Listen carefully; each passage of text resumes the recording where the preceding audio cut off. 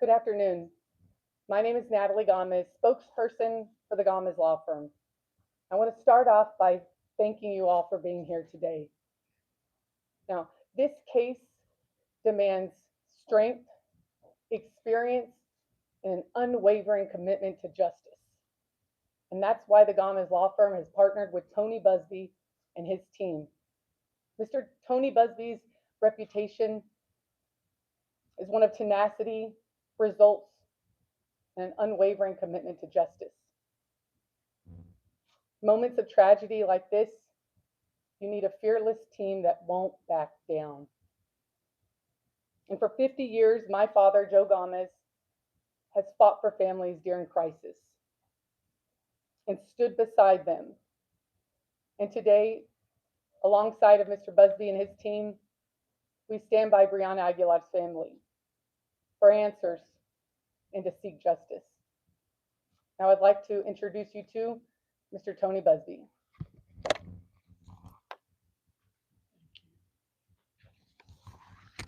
I want to introduce you all to Stephanie Rodriguez and Manuel Aguilera. Now, I saw on social media some comments about the lawyers that are involved here. One recurring comment was, he gets paid either way. I want to make sure we're clear on something. We don't get paid either way. We're doing this for reasons more than money. This family lost their daughter the day after Thanksgiving, mere weeks before Christmas. Brianna was a girl who had the world at her feet. Her whole life was in front of her. She was a girl with big plans and big dreams. She was an honor student, a former cheerleader, a proud sophomore at my alma mater, Texas A&M. She was a political science major and wanted to be a future lawyer. I just found out from her mother that the last time I spoke to the Pre-Law Society at Texas A&M, Brianna was in the audience. We refuse to believe that this young woman committed suicide. Why? Because she was not suicidal. Contrary to what has been sloppily reported, in many cases by a lot of the people here, she did not engage in self-harm. She had never tried to hurt herself before. So why are these groups of lawyers engaged in this? Because this family wants the truth. They're entitled to the truth. We were asked by these parents who love their daughter to find the truth of what happened to her.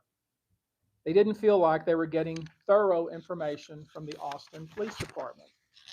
And despite what the detective said yesterday, or maybe implied yesterday, it's kind of hard to figure out what he was saying. This is very much an ongoing investigation. I've been around a long time. Good investigations lead to conclusions. Bad investigations start with a conclusion, and then they try to support the conclusion through the investigation. It's clear to me, based on what this detective and the things that he said to Stephanie, it's clear to me that he had made a decision immediately about what his conclusion was and then went about trying to support it. The Austin Police Department formed a conclusion within hours of this tragedy that this was a suicide without any investigation. This family had a horrible tragedy, and the communication from the Austin Police Department was so bad that the family became concerned enough to engage me and my colleagues at Gomez Law. And they also asked the public for help. With proper communication, this matter would be treated like most investigations, where no information is shared until actually after the investigation is complete. But what did we see yesterday? What we saw yesterday was a hurried, rushed press conference. And I think we all can agree the reason they had a press conference yesterday is because they knew that we were going to have this conference today. They gave the family no notice of the press conference. They sent 2 emails, and then the detective went on camera in front of millions of people and told everybody that this young lady committed suicide. Ironically, the same thing he told Stephanie, the mother, within a few minutes of talking to her without any investigation. That's not the way it's supposed to be done. The family had dared to ask questions about what was going on and what had been learned by the investigation, was then punished with leaks to millions of people from the Austin Police Department, to the detriment of their daughter and to their daughter's memory. So we were hired to assist this family in finding the truth, and we've been doing that. But everyone knows that investigations are supposed to remain confidential until the investigation is complete. And why is that? That's because you don't want to tamper with potential witnesses or scare off witnesses or create a false narrative or color witnesses' interpretation of the facts. Everything that detective did yesterday, that's exactly what he did.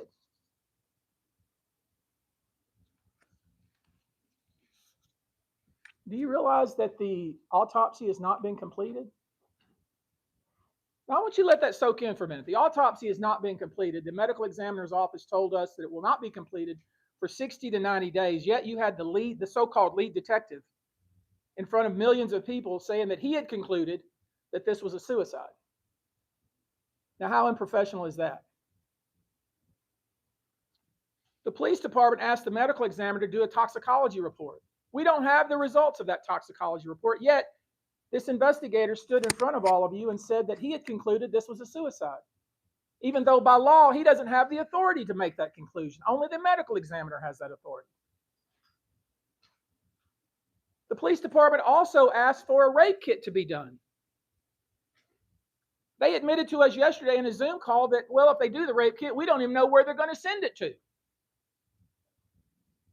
This is what we're dealing with, and that's the reason we're involved. It's like the Keystone Cops over there in Austin. And it's incredibly frustrating to this family. Why would the Austin Police Department hurriedly perform or set up a press conference and leak details of the investigation and suggest to you that there was a suicide note without the medical examiner ever even performing their job? Why would they do that? Now, what he told us, I'll tell you what the investigator told us. He said, oh, my goodness gracious, the witnesses are getting death threats. I said, from whom? Why? No answer, because it's foolishness, absolute foolishness. And it's that kind of conduct that caused the family to try to find somebody separate from the Austin Police Department to investigate this. We don't have a toxicology report. We don't have a rape report. We don't have a cause of death. And none of those things, don't put that on top of that. None of those are conclusions that a police detective, a corporal, can make. He doesn't have the statutory authority to determine the cause of death. And I'm surprised that none of you even asked that question. He gave you an opportunity to ask questions. Not one of you said, hey, wait a minute, detective. When did the state of Texas give you the legislative authority to determine cause of death? I thought only either a JP, if there's no medical examiner, or a medical examiner could do that. Is that what the medical examiner has done? He would have said to you, no, actually, the medical examiner hasn't even completed his autopsy. But none of you asked that question. You just bought everything that he said, hook, line, and sinker. And then you published your most of the things that I saw on Instagram and the newspaper were cause of death determined. Young lady committed suicide. That's irresponsible. That's irresponsible. You should not do that. You should say, wait a minute, detective. How many times have you been written up and reprimanded? Detective. Wait a minute, when did you have the statutory authority, detective, to determine cause of death? Detective. That's your job. Now it's my job. The public dissemination of information by the Austin Police Department during an investigation, the way it was done yesterday, is unethical, unprofessional, incredibly damaging to an objective, unbiased investigation. And it's also damaging to the memory of this child. All this family is asking for is a thorough, complete, unbiased, open-minded investigation. That's all they're asking for. That's what any parent would ask for whose child went to college, went to a game, lost her for several hours, and then found out hours and hours later that she supposedly jumped off a balcony. And with just a few questions, a few pointed questions, quickly figure out that these investigators, this so-called investigator, did not know what he was talking about. We're going to get into that. You can't close a case before you even have the cause of death from the medical examiner. Period. Full stop. You don't have that right. You don't have that authority. We have to get this right. This is not just for this family. This is for any family. You have to get this right. You can't close a book in the middle of reading a chapter and say that that's closed and it's over. That's not how it works. You can't misclassify a death like this. When you misclassify a death, you're planting a lie in the soil where truth should grow.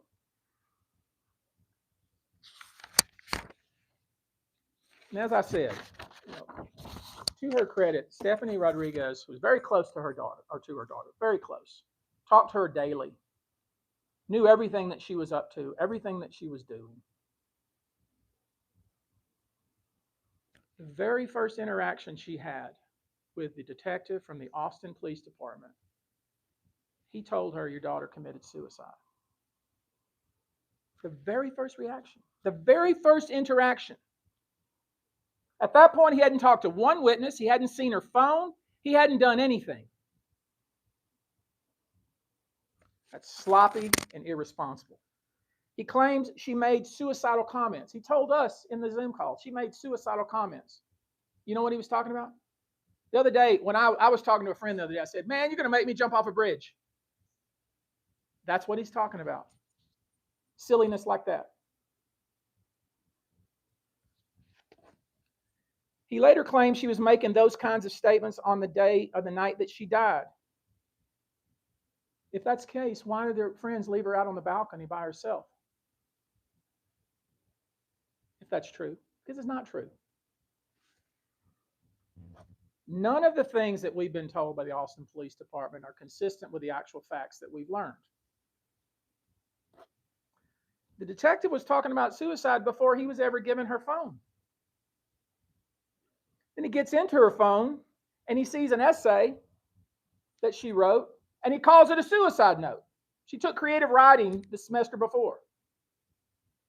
I don't know what the purpose of that. We'll never know what the purpose of what she wrote and deleted. But this is the suggestion was that she left a quote suicide note. Total malarkey. Total malarkey.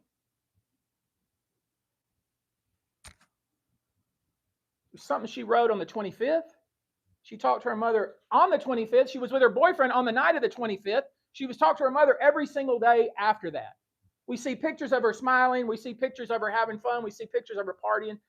Total baloney, what they're trying to sell to you. And why? Am I suggesting that there's some kind of conspiracy? No, I'm suggesting they're lazy and they're incompetent. Just so I'm clear. I'm not suggesting any sort of conspiracy that there's some kind of somebody in power that wants this to go. No, I'm not suggesting that. I'm suggesting that there's incompetence and laziness on the part of the detective. That's what I'm suggesting.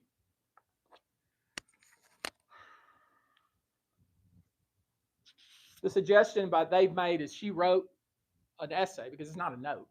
She wrote an essay on the 25th that she deleted. And then she goes and kills herself 4 days later. This is their logic. It's really ridiculous. So, a few things they didn't bother to even explain. I don't even know what they did, honestly. I know what we've done. We sent someone to the apartment. We had someone take the dimensions of the apartment. We had somebody measure the railing and the height of the railing. We know how tall Brianna was. She was 5'2". The railing's 44 inches. You don't fall over it. There's no furniture out in the balcony. There's nothing to climb up on, to jump off. Anyone that's on that little balcony, it's literally as big as this. It's a little bitty old balcony. And there's a window just like that you can see onto the balcony. The apartment is like a dorm. It's very small. There's no way you can be in that apartment and hide. If you're in the apartment, people know you're in the apartment. It's a little small apartment. No offense to the apartment complex, but that's what it is. It's like a little double room dorm with a small balcony with no furniture. These are easy things to find out. Things that you would say, wait a minute, you're saying that this young lady was out on the balcony and she was 5'2", she had to somehow climb over the railing to try to kill herself? Then certainly you guys could see that. Certainly you knew that was happening. How could that possibly be? It doesn't make any sense because it didn't happen that way. She was 100 pounds, 5'2". There's no way she could fall over that railing accidentally. There's no way to be on the balcony and you be inside and not know somebody's on the balcony. It's not possible. It's almost impossible to be inside the apartment and not know somebody's in the apartment with you, even though there's 2 little bedrooms. This is called common sense. I tell you what's most concerning. They didn't explore the fight that Brianna apparently had with somebody at the tailgate at the Austin Rugby Club. I think she went to, what was the name of the tailgate that they had there? Some student organization. Latin Economic Business Development tailgate at the Austin Rugby Club. There was an altercation between her and another female. No investigation of that. Turns out that other female was in the apartment with her that night. There was a witness between 12:30 and 1 a.m. who posted on TikTok. Many of you have seen it. Young man posted on TikTok that he could hear up above at around the 17th floor in that general area, fighting, screaming. Somebody saying, "Get off of me!" And then a muffled sound. He posted it, got many, many views. You can get on TikTok and look at it now. We talked to him this morning. Guess what? Here's the irony. Or maybe here's the tragedy. The police didn't bother to talk to him. Now, why wouldn't they talk to him? He had incredibly specific information about what he heard. He could hear it loud enough. He could hear the words that were spoken. "Get off of me," and screaming. And then a muffled cry between 12:30 and 1 p.m. right next to the apartment. We had an expert say, wait a minute, could he hear that? We had to engage an expert to say, is it possible that he could actually hear that? The expert said, absolutely. Absolutely could hear that. It makes a lot of sense. Never talked to by the police. We have a witness who was in the apartment across from the apartment where this apparently occurred, who could hear running back and forth and screaming. And then she said, I could tell something bad had happened. Did y'all know this? Ridiculous. Her entire family was in the apartment. The police could have talked to her and several other people. They failed to look into the anonymous message that was sent. There was an anonymous message that was posted that said, hey, I have specific information that this young lady was locked out on the balcony. Did you know that? It's not part of the investigation. Why is it not part of the investigation? Because they made their decision literally within minutes. Within minutes. Now here's where it gets a little dicey, and here's where I'm having it, and I want to be very careful because I don't want to be accusing anybody, because I'm not accusing anybody other than the APD, the Austin Police Department, not doing its job. At first, we were told that she jumped from the balcony, and the three young women that were in the apartment, and we're talking about, as I said, a tiny little apartment, were asleep and didn't know where she was. That's what we were told first. That they were asleep. They didn't even know she was on the balcony. They didn't know where she was, and that's the reason why they didn't call the police until 12:15 the next day. That's what we were told. That's part of the cops' timeline. Okay? Put up the timeline, Ryan. They said, according to the plot, we haven't talked to them. These are these anonymous women who were in the apartment, 3 of them, one of which was the lessor or the lessee of the apartment, who vacated the apartment the very next day and never went back. Did you know that? This is the timeline that the police gave us yesterday. This is the timeline. And if you can't look at that timeline and 1 second point out the problem of that timeline, then you're not doing your job. We'll get to it. So at first we're told that the 3 women didn't know where she was and they were asleep. That's what we were told. And that they didn't know where she was, they were looking for her, and they were texting her mom, and it wasn't, and they decided about 12:14 the next day, 6 hours later almost, that they decided at that point they couldn't find her, so they were going to call the police. This is what we were told by the Austin Police Department. Lay aside what was heard happening at about 12:30 to 1 o'clock that night. Lay aside what the witness across the hall said. Lay aside what the man down on the street said. Just disregard all that. This is what the police say. It must be right, according to them, because they did such a thorough investigation. This is what they gave us. Not one of you have asked a question about it. Not one of you. But this is what they said. Her friends called the police at 12:14 the next day because they didn't know where she was. They hadn't seen her. They thought maybe she had went out. That's what they said. Keep that in your mind. When I asked the police that, like, wait a minute, how is that possible? How is that possible? A whole group of 14 or so people came into the apartment that night after they had been out partying. They got there about 11 or so. Everybody left, right? That's what they say. And it left just 4 girls there, 4 young women, right? And the 4 young women, 3 of them didn't call the police till 12 o'clock the next day because they didn't know where she was. That's what the police say. Lay aside what the witnesses have said about that and lay aside the fact that that's a really small apartment. It's hard to get lost in that little small apartment.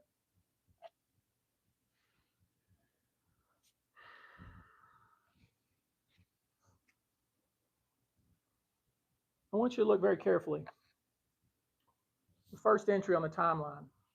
According to the police, let me walk over there.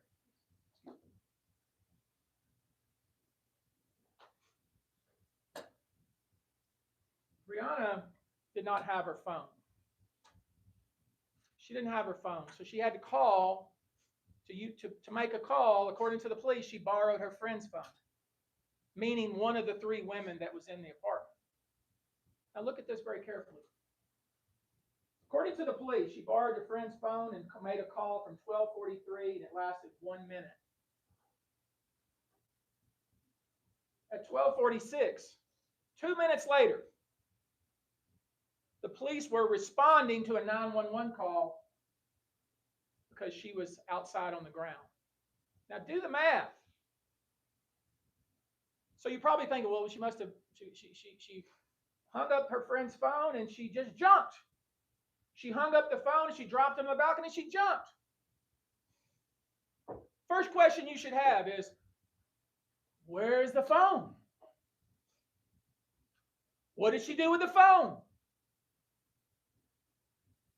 I asked the police that 3 different times. 3 times. They sidestepped me every time until this morning. They sidestepped me because they hadn't thought about it, because they rushed to judgment. They finally answered the question this morning. And you know what they said to me this morning? And they said it, and they didn't even realize what they were telling me because they're so sloppy.